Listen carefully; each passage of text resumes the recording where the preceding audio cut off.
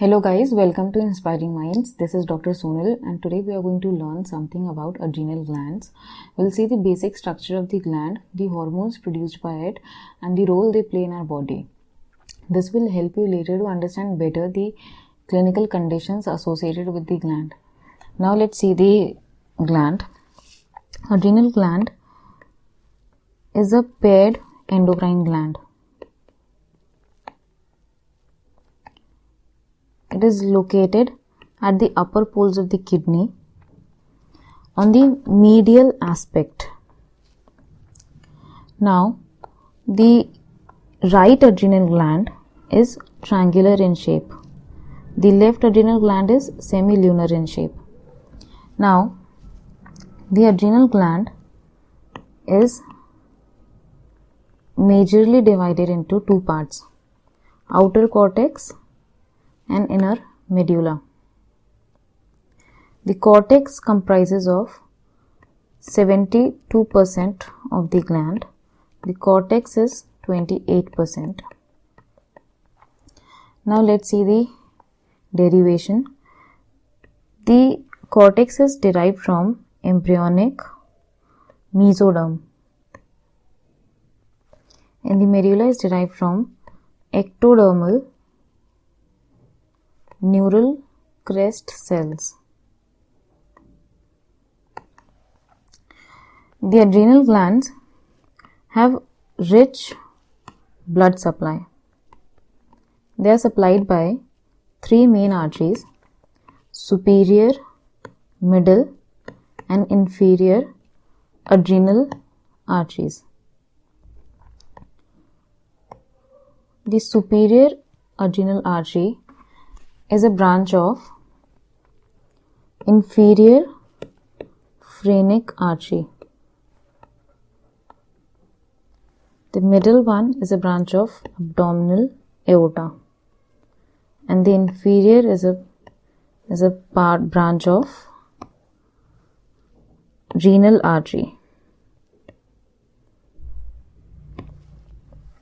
The adrenal glands are innervated by celiac plexus and greater splanchnic nerves.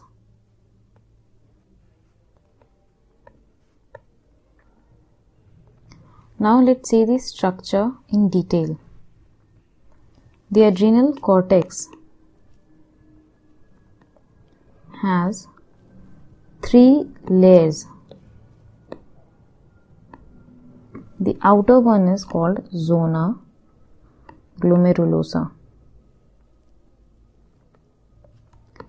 It produces and secretes hormone called mineralocorticoid, that is aldosterone. The next layer is zona fasciculata. It produces glucocorticoids.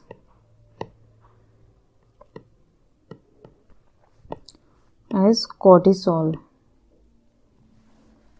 And the innermost layer is zona reticularis. It produces 6 steroids. That is androgens. Now, the adrenal medulla,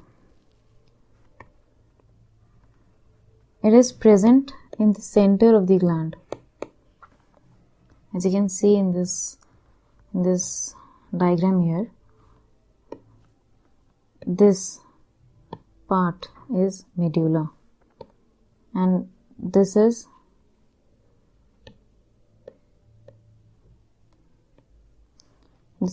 outer part is cortex. So the medulla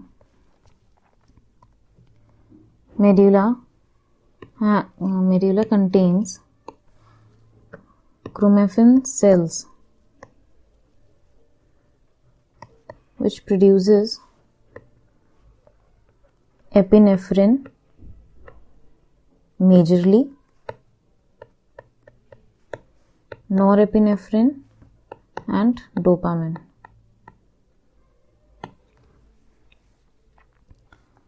Now,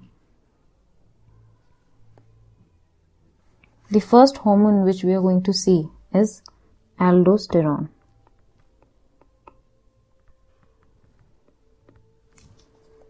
Aldosterone is a mineralocorticoid.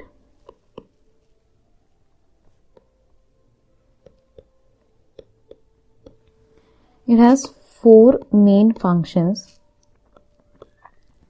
divided into two main categories: reabsorption and excretion. Reabsorption of sodium followed by water, and excretion of potassium ions and H plus ions into the urine. Now, let's see the site of action.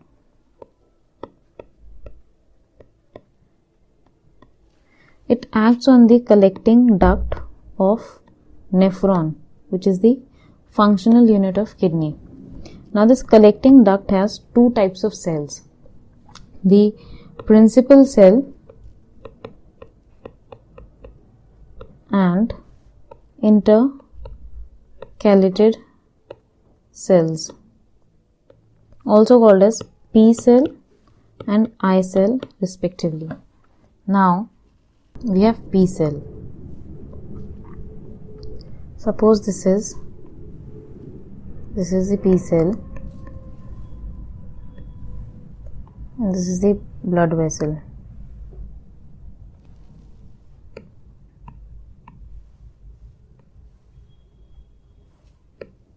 This is the apical surface and this is the basolateral.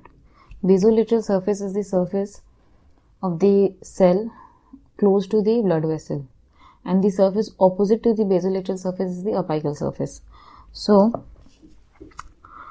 when aldosterone comes in the bloodstream, it enters the P cell and binds with cytoplasmic mineralocorticoid receptor and forms hormone receptor complex. This complex acts upon nucleus and it increases the activity of a channel which is present here, known as epithelial sodium channel. And as a result, the entry of sodium into the cell takes place, which is followed by water. Now we have one more channel here, known as renal outer medullary potassium channel.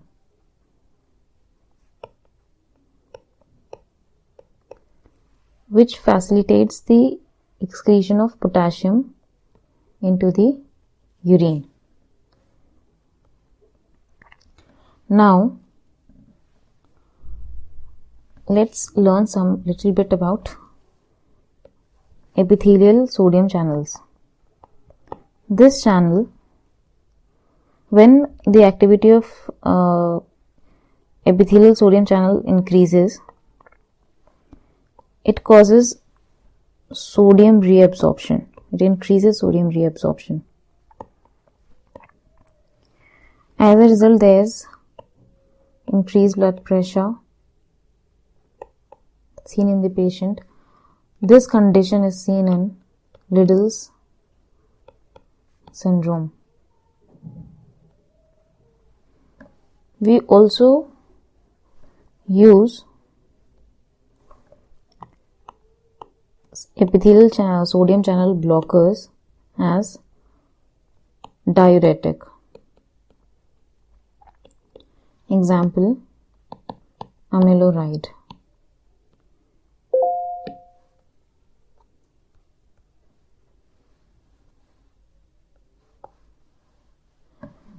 Now,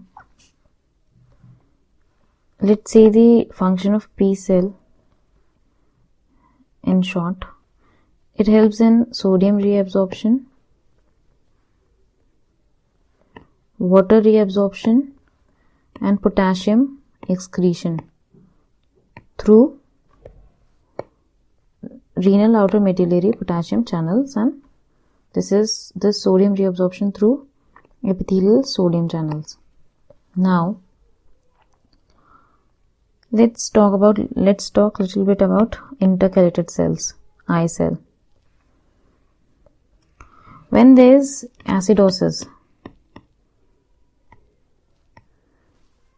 H plus ion concentration increases in blood vessel. In that condition, type A intercalated cells, they increases the hydrogen ion excretion into urine. Let's see how.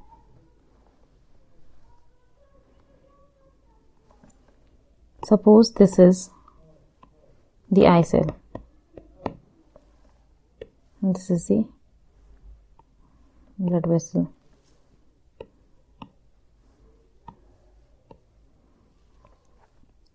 We have a channel here called as potassium hydrogen exchanger.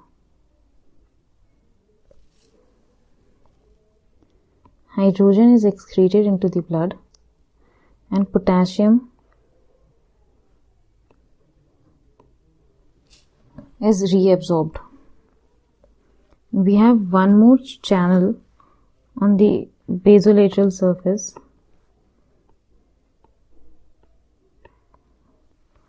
called as chloride bicarbonate exchanger.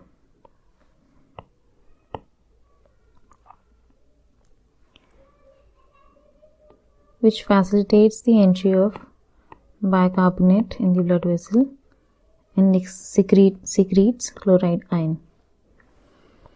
Now, the eye cell has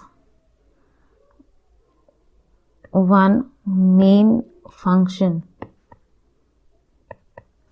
that is hydrogen excretion. Now,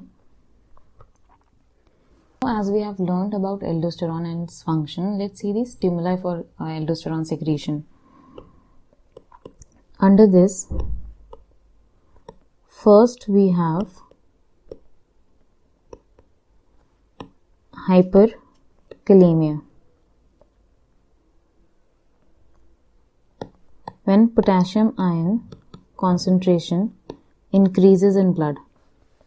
This is the most important stimuli for aldosterone secretion, followed by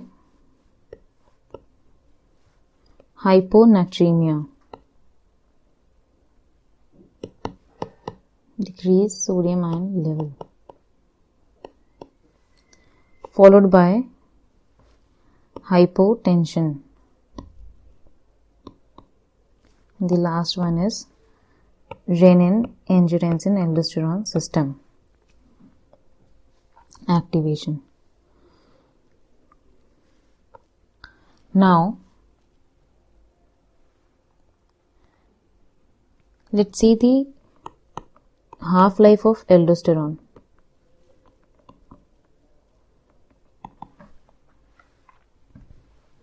Which is 20 minutes. Now let's see glucocorticoids. They are produced and secreted by zona fasciculata, which is the middle layer. Now the glucocorticoids, the main glucocorticoid is cortisol. It binds to cortisol binding globulin or transcortin. The T half of cortisol is 60 to 90 minutes. The cortisol follows the circadian rhythm.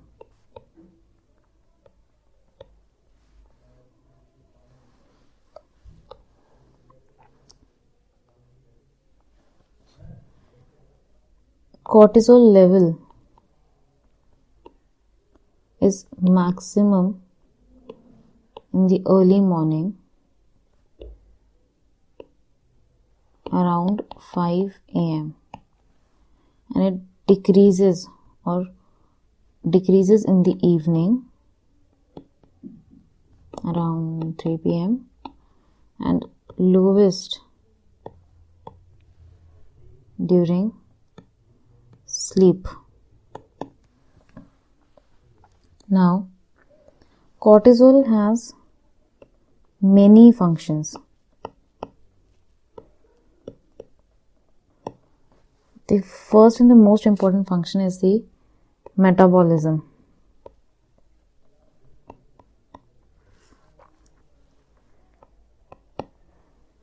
It plays a major role in protein metabolism. It has dual function, catabolic and anabolic. Catabolic function helps in muscle proteolysis. Anabolic function is seen in liver and it increases the plasma proteins. Then it helps in carbohydrate metabolism. It increases the level of glucose in blood as hyperglycemia from non-carbohydrate source. The process is known as neoglucogenesis. It also helps in lipid metabolism. It brings about the lipolysis and increases the level of free fatty acids. Now, cortisol has one more very important function, that is anti-inflammatory action.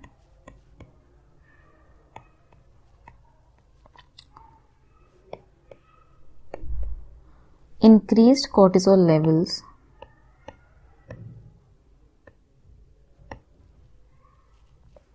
causes decrease in phospholipase A2, decrease prostaglandin secretion, decrease release of histamine,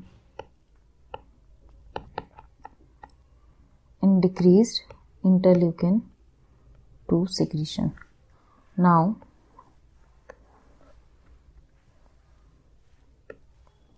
other function of cortisol is on the bone. It increases the osteoclast activity.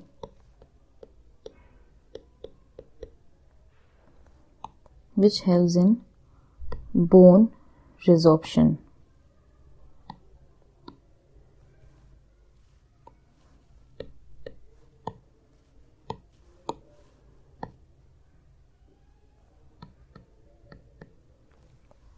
When cortisol levels increases abnormally, it causes osteoporosis in a patient. Another function of cortisol is it has its action on blood cells. It decreases the level of eosinophils, decreases lymphocytes, but increases RBCs and neutrophils. Then the other function is in GIT tract. It increases gastric acid secretion.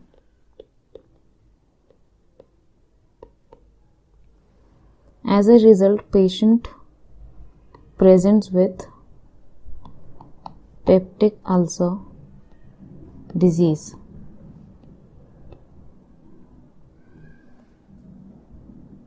When the cortisol level increases abnormally. The other function is on the reproductive tract. It acts as a negative regulator on the gonadotropin releasing hormone. It decreases the level of gonadotropin releasing hormone. Then, now cortisol have permissive action. By permissive, what I mean is cortisols are needed for in-hand activity of catecholamines.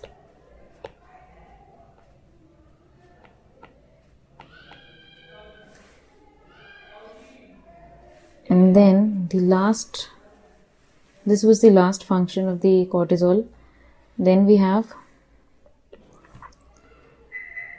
sex steroids, androgens secreted by the innermost layer, zona reticularis. Under this we have two hormones, dehydroepiandrogen and androstenedione. They have two main functions in both male and female. They increase the libido and growth of axillary and pubic hair. So this was the topic, adrenal gland. Thank you.